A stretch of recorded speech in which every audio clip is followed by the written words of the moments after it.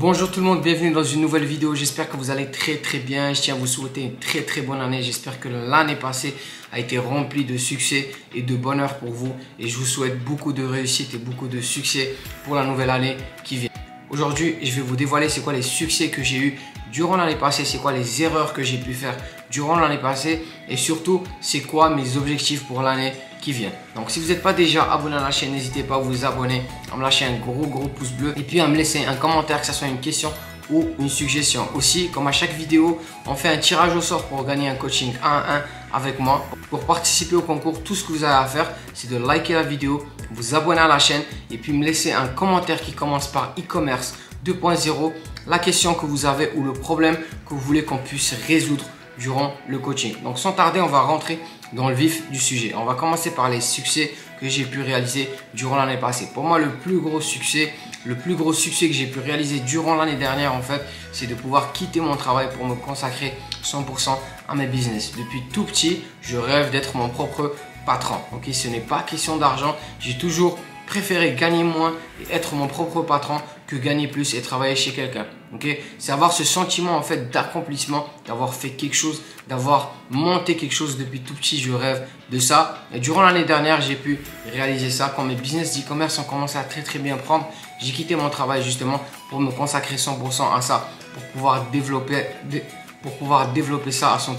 Et aujourd'hui, à chaque jour que je me réveille, je suis très heureux de pouvoir travailler 100% sur mes business et d'être mon propre patron. Donc pour moi, ça c'est un grand accomplissement. Okay? Depuis tout petit, j'ai une définition du succès qui est très différente. Pour moi, le succès en fait, c'est d'être heureux, de s'épanouir dans ce qu'on fait. Okay? Peu importe que vous ayez étudié ou pas, que vous ayez fait des études supérieures ou pas. Et pour moi, c'est ça en fait le succès. Et pour moi, l'année passée, j'ai pu heureusement atteindre ça et pouvoir être mon propre patron. Donc pour moi, ça c'est le plus gros accomplissement que j'ai fait durant l'année passée, c'est de quitter mon travail justement pour me consacrer à 100% à mon business. C'est pas quelque chose qui est hyper facile comme ça peut paraître. Vous avez beaucoup de responsabilités, vous travaillez beaucoup plus, mais dans mon cas, je suis très heureux de le faire parce que j'aime ce que je fais, j'aime l'e-commerce, j'aime faire des publicités, j'aime travailler sur ce business là, j'aime travailler sur mon business. Donc même si je travaille plus en étant mon propre boss, mais je suis très heureux de faire ça. Et à chaque jour que je me réveille, je suis super motivé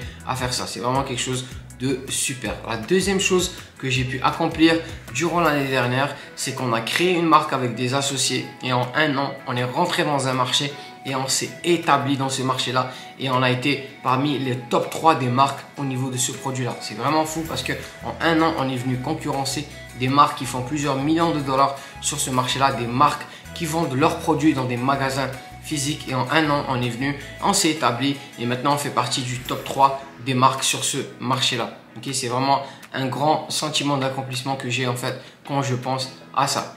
La troisième chose que j'ai pu réaliser durant l'année dernière et dont je suis super fier, c'est d'avoir créé mon programme de e-commerce. Okay? Maintenant, chaque jour, j'accompagne des étudiants à se lancer dans l'e-commerce, à atteindre leur liberté financière ou juste à avoir une source de revenus supplémentaire par mois. Et je suis très heureux d'avoir créé ça parce que j'aime enseigner, j'aime partager mes connaissances en e-commerce, j'aime partager ce que j'apprends sur le monde du e-commerce. Et à chaque jour, je suis très heureux de faire ça avec mes étudiants. Donc ça aussi, c'était vraiment quelque chose que j'ai beaucoup aimé de l'année dernière et dont je suis super fier. Maintenant, on va passer aux erreurs que j'ai fait durant l'année dernière et je compte pas refaire cette année. Okay? Donc la première erreur que j'ai fait, c'est que pendant un moment donné, j'étais dans une comfort zone. Okay? Donc je vais vous expliquer comment ça s'est passé. Pendant un moment donné, mes business roulaient très bien. Mes boutiques généraient beaucoup d'argent et tout fonctionnait super bien. Et quand tout fonctionne super bien, l'être humain a tendance à se dire bon, ça fonctionne bien, voilà, je me mets à l'aise, je fais moins d'efforts, je travaille moins. Et pendant un moment donné, pendant quelques mois, j'étais comme ça. Et ce qui s'est passé, c'est que par la suite, les performances de mes boutiques ont commencé un peu à baisser et c'est là que j'ai eu un signal alarmant, que c'est là que j'ai eu un red flag, que je devais recommencer à travailler sérieusement et que je devais doubler les efforts pour pas atteindre une catastrophe, donc que mes boutiques ne fonctionnent plus, que je perds tout ça. Okay? Et c'est là en fait que j'ai recommencé mon train de vie de travail normal et on a pu revenir aux performances normales qu'on en avait depuis le début. C'est très important de ne pas rester dans une comfort zone quand tout fonctionne pour vous, que ce soit dans l'e-commerce ou peu importe dans le business dans lequel vous êtes, parce que vous risquez de tomber dans ce genre de situation. Ok, donc ça c'est la première erreur. La deuxième erreur, c'est que j'ai pas engagé assez de personnes dans mon équipe. Quand je dis engagé, c'est hire, c'est avoir de nouveaux membres qui rejoignent votre équipe. Ok, faut savoir que quand vous engagez quelqu'un, vous gagnez du temps, vous achetez du temps et il faut accepter le fait qu'il y a beaucoup de gens qui sont plus performants que vous, qui sont plus experts que vous dans certains champs d'expertise. Ok, il y a des gens qui sont meilleurs que vous dans le montage vidéo, il y a des gens qui sont meilleurs que vous dans la création de sites web, il y a des gens qui sont meilleurs que vous dans la création de publicité, tout ça. Donc il faut accepter le fait qu'il y a des gens qui sont meilleurs que vous et il ne faut pas chercher à être le meilleur dans tous les domaines, mais plutôt avoir les meilleurs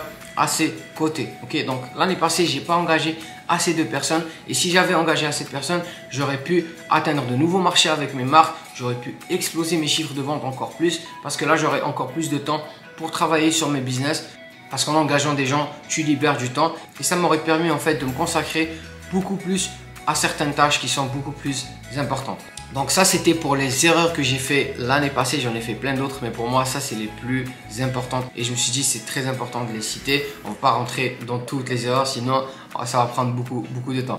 Et pour la nouvelle année, je suis très excité d'entamer cette nouvelle année. J'ai vraiment beaucoup d'objectifs. Pour moi, l'objectif numéro 1 durant cette année, c'est d'atteindre de nouveaux marchés avec les marques que j'ai. Comme je vous ai dit, j'ai une marque qui est très établie, qui fait partie du top 3 des marques dans un marché. On est en train de concurrencer des marques qui font plusieurs millions de dollars. On a un concurrent direct qui a déjà fait plus de 200 millions de dollars en un an. Donc le produit a vraiment énormément de potentiel. Nous, on est encore tout petit comme ça, mais notre but, ça va être de grandir encore plus. Ok. Et durant cette année, l'objectif principal va être d'atteindre de nouveaux marchés justement pour amener notre produit devant de nouveaux consommateurs justement, et ça consiste en un grand travail. Donc il faut faire des grosses études de marché, voir c'est quoi les comportements d'achat de ces gens-là, voir les coutumes des pays dans lesquels on veut commencer à vendre, et on va travailler sur ça durant tout le Q1 et durant tout le Q2. Donc ça va être vraiment l'objectif principal de l'année. Si j'arrive à atteindre ça, ben, je vais être hyper heureux et on va tout faire justement pour atteindre cet objectif-là. Parce que si on arrive à scaler notre marque dans de nouveaux marchés, ben, ça va être vraiment un truc de malade et on veut vraiment travailler sur cette marque-là, aller dans les magasins physiques et vraiment travailler encore plus et développer nos points de vente pour cette marque. La deuxième chose sur laquelle je vais travailler, c'est mon programme e-commerce. Ok, je vais retravailler mon programme e-commerce justement pour amener encore plus de valeur à mes étudiants. Les étudiants qui ont rejoint mon programme, je leur ai tous envoyé un formulaire pour avoir leur avis par rapport au programme. C'est quoi qu'ils veulent de plus dans le programme, c'est quoi les choses à améliorer, et j'ai pris en compte tout ça et je vais prendre tout ça en fait pour améliorer encore plus mon programme et pour ajouter ce que mes étudiants veulent avoir dans le programme. Ok, donc j'aime enseigner, j'aime partager mes connaissances dans l'e-commerce et pendant cette année, je vais encore plus travailler mon programme pour aider mes étudiants. Okay. L'autre objectif que j'ai durant cette année, c'est développer de nouvelles marques dans certaines niches qui me paraissent super intéressantes. Ok, donc on va vraiment développer de nouvelles marques dans ces niches-là et on va plus faire que du dropshipping. Ok, le dropshipping, comme je vous ai dit, c'est juste un point d'entrée vers le e-commerce. Une fois que votre produit fonctionne bien, vous devez absolument transitionner vers la création de marque si vous voulez créer quelque chose de plus établi et vraiment avoir un business encore plus sérieux. Okay? Donc durant cette année, on va développer de nouvelles marques dans de nouvelles niches qui me paraissent intéressantes et ça va me permettre en fait de me surpasser et travailler encore plus. Donc c'était tout pour la vidéo d'aujourd'hui. J'espère que vous avez appris beaucoup de choses. Si vous voulez participer au concours pour gagner un coaching 1 à 1 avec moi, tout ce que vous avez à faire, c'est de liker la vidéo, vous abonner à la chaîne et puis me laisser un commentaire qui commence par e-commerce, la question ou le problème que vous avez. Et si vous n'êtes pas déjà abonné à la chaîne, n'hésitez pas à vous abonner aussi, me lâcher un gros pouce bleu et puis on se retrouve dans une nouvelle vidéo. Prenez soin de vous.